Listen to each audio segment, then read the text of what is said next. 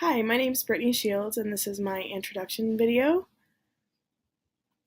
I am born and raised in Kansas. I'm originally from Goodland, a small town, and then I went to K-State in Manhattan, and I took my first job in Garden City 14 years ago. Planned on staying a year, maybe 3 to get tenure, and just have never left. My first job was middle school math. I did that for about 7 years.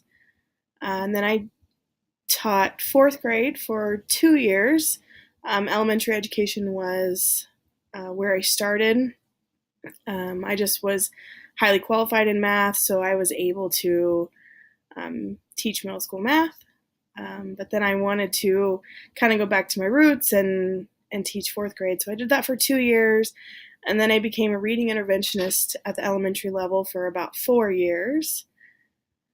And in that time, I was head teacher and really got some experience with building decisions and and discipline and really meeting with parents and kind of taking care of things when the principal was gone. And so that kind of gave me the itch to go ahead and, even though I already had my master's, to add my building leadership endorsement. So that's what brought me to Fort Hays. This past year, I was a math instructional coach, and I was split between 2 elementary schools here in Garden City. And next year, I will be an instructional coach at 1 elementary school.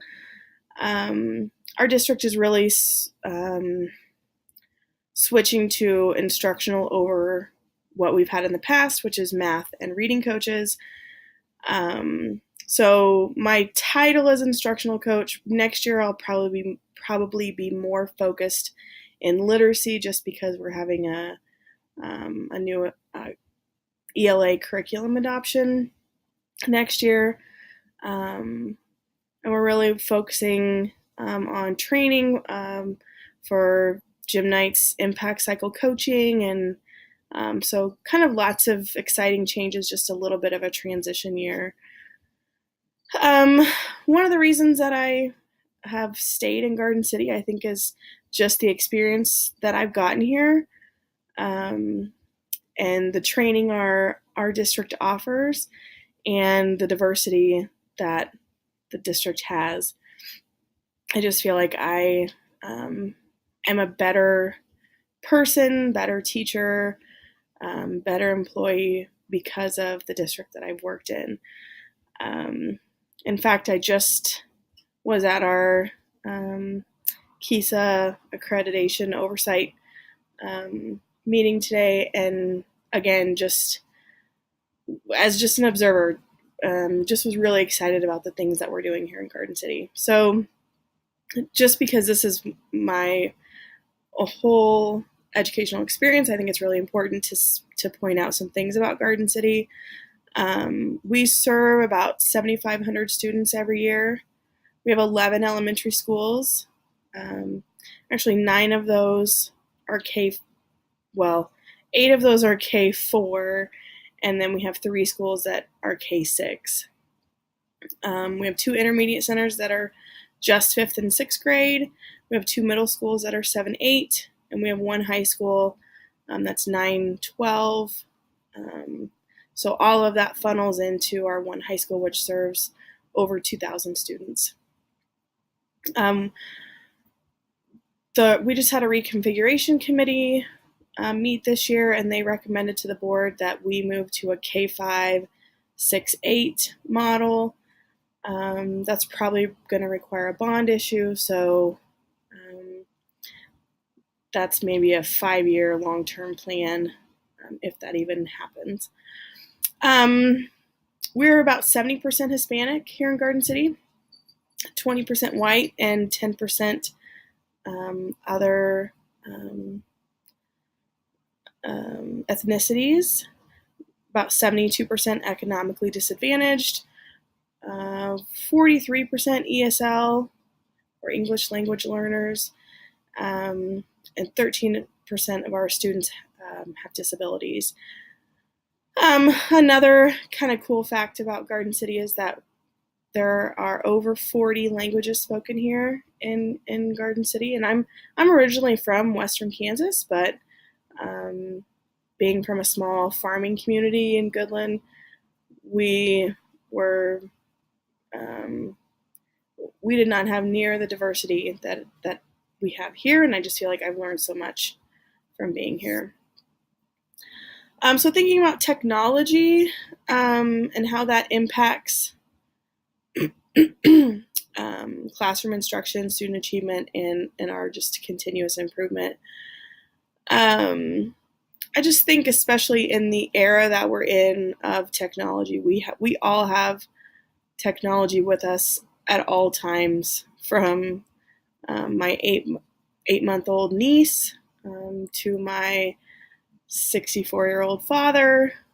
We're always looking at technology. So I think as a school, looking at how can we utilize that to keep kids interested and engaged in content, to teach them how to use technology appropriately, and how powerful it can be as opposed to just an entertainment.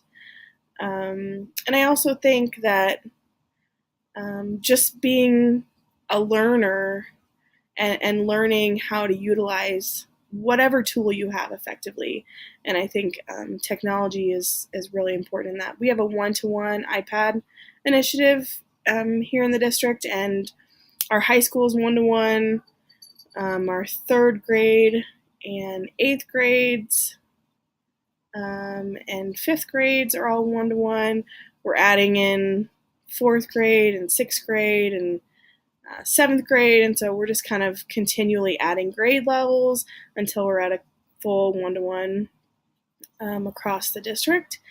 And so I think with that, it's really important that we are utilizing that appropriately. I think as we've started, it's kind of been some growing pains where it's been maybe a replacement for a textbook or replacement for a worksheet and not really utilizing it effectively. So that's one area that I would like to really to improve on is how to help teachers utilize an iPad in a classroom effectively and not just use it as a worksheet replacement.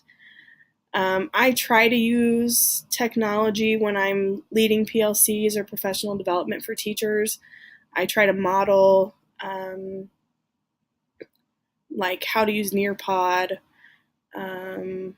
or different pieces of technology as I learn it. I try to model that and use it for teachers so that they can see how they could use it in their own classrooms. But that's something that I would like to improve on because I'm not in the classroom every day with students. So I can kind of see myself kind of backing away from that a little more than I would like. So my plan to improve current practices for myself that will help student achievement and school improvement. I just would like to take more professional development and then help give that professional development to our staff in our building as well as the district. I'm headed to Minnesota on Sunday to a conference from our Universal Screener, just to help be more knowledgeable about the reports and how we can use the tool more effectively. So just looking for things like that. And then modeling that for teachers, showing them how to use the reports and the tool more effectively from what I learn, just as an example. I'm just a lifelong learner in general, and so I like to learn about new things and use new things.